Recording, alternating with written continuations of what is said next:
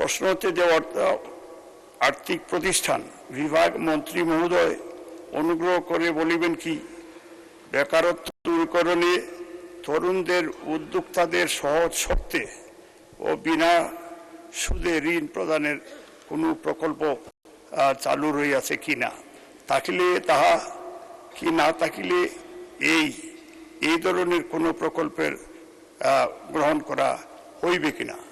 ধন্যবাদ।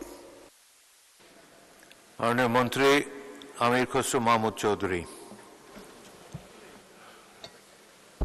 ধন্যবাদ মাননীয় স্পিকার। বর্তমানে বাংলাদেশ ব্যাংক কর্তৃক তরুণদের জন্য বিনা সুদে কোনো ঋণ প্রকল্প চলমান নেই। তবে সহজ শর্তে এবং স্বল্প সুদে ঋণ বিতরণের লক্ষ্যে বাংলাদেশ ব্যাংক নিজস্ব তহবিল হতে বিভিন্ন পুনরুদ্ধার স্কিম পরিচালনা করে আসছে। বাংলাদেশ ব্যাংকের নিজস্ব অর্থায়নে পরিচালিত কটেজ, মাইক্রো ও ক্ষুদ্র খাতে নতুন উদ্যোক্তা পুনরুদ্ধার স্কিম এর তহবিলের পরিমাণ 100 কোটি টাকা হতে বৃদ্ধি করে 500 কোটি টাকায় উন্নীত করা হয়েছে। এই তহবিল হতে নতুন উদ্যোক্তাগণ বিনা জামানতে সর্বোচ্চ 7% সুদে সর্বোচ্চ 10 লক্ষ টাকা এবং জামানত সাপেক্ষে সর্বোচ্চ 35 লক্ষ টাকা পর্যন্ত ঋণ সুবিধা পাবেন।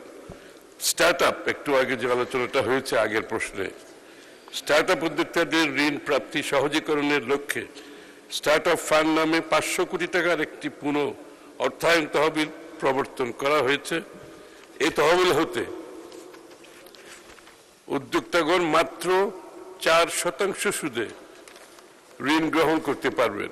এছাড়াও স্টার্ট আপ খাতের অনুকূলে ঋণ সুবিধার পাশাপাশি ইকুইটি সহায়তা প্রদানের সুযোগ প্রদানের লক্ষ্যে বাংলাদেশ ব্যাংক এর উদ্যোগে 29টি তফসিলি ব্যাংকের অংশীদারিত্বে Bangladesh start up investment company PLC নামক ইকুইটি ইনভেস্টমেন্ট কোম্পানি গঠন করা হয়েছে।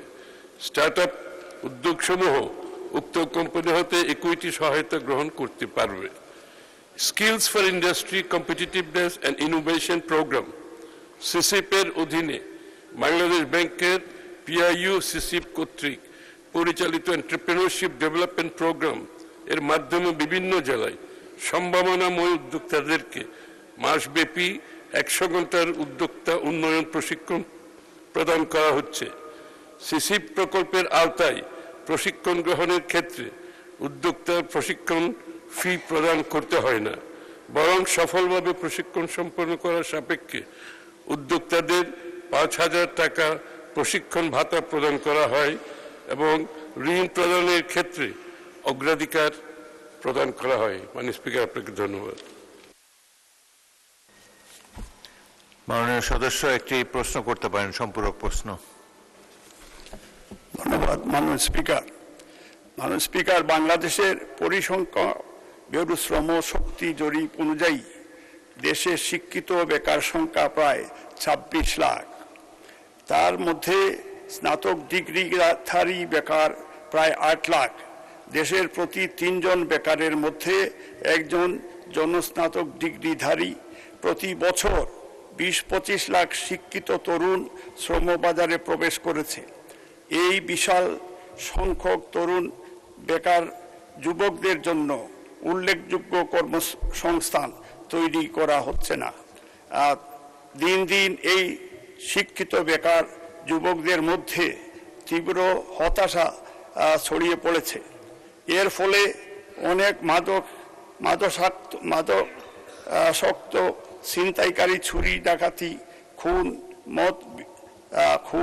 মতো ভিন্ন অপকর্মের মধ্যে জড়িয়ে পড়েছে। অনেক শিক্ষিত মেধাবী তরুণ দেশ ছেড়ে বিদেশে চলে যেতে বাধ্য হচ্ছে।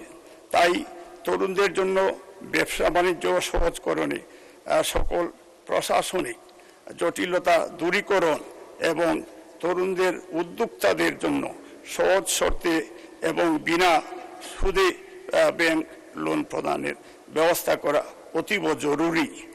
বিনা জামানতে বৃহত্তর আকারে ঋণ প্রদান সম্ভব না হলেও অন্ততপক্ষে 4-5% সুদ এবং বর্তমান ঋণের পরিমাণ সর্বোচ্চ 10 লাখ টাকা হইতে 20 লাখ টাকা বর্ধিত করার জন্য অনুরোধ করছি।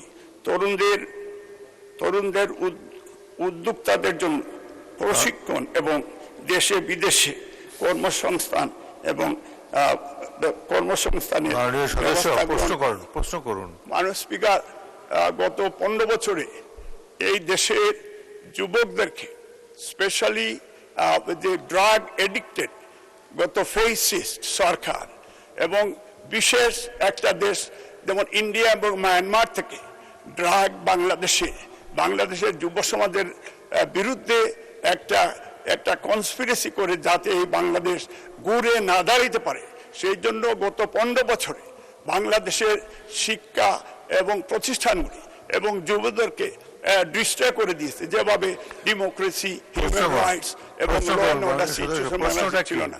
এই জন্য মাননীয় মন্ত্রী যে যুবকদের জন্য স্পেশাল এবং মাননীয় প্রধানমন্ত্রী এই ব্যাপারে ওনার আন্তরিকতা রয়েছে আমরা বিশ্বাস করি। ধন্যবাদ। মাননীয় অর্থমন্ত্রী। মাননীয় স্পিকার, আমার মনে হয় প্রশ্নকারী অনেক উত্তর দিয়ে দিয়েছেন ওনার বক্তব্যের মধ্য দিয়ে।